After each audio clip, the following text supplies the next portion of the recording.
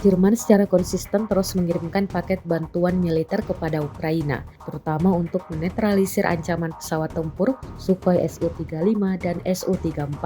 Dalam berbagai catatan perang Rusia versus Ukraina, Su-34 fullback yang dikenal karena kemampuannya membawa muatan besar termasuk bom udara, bom luncur, dan rudal jelajah, tetap terlibat aktif dalam konflik tersebut menargetkan posisi Ukraina. Sedangkan Su-35 sering dikerahkan untuk menyerang pertahanan udara Ukraina dan telah terbukti menjadi senjata yang tangguh. Pertahanan udara Ukraina telah berjuang karena Moskow mengintensifkan serangan terhadap sistemnya dengan meningkatkan laporan peluncur Patriot dan Iris-T yang hancur. Sebagai tanggapan, Berlin bertujuan untuk mengubah keseimbangan ini dengan berjanji untuk memasuki dengan sistem anti pesawat Iris-T tambahan yang meningkatkan kemampuan pertahanan Ukraina.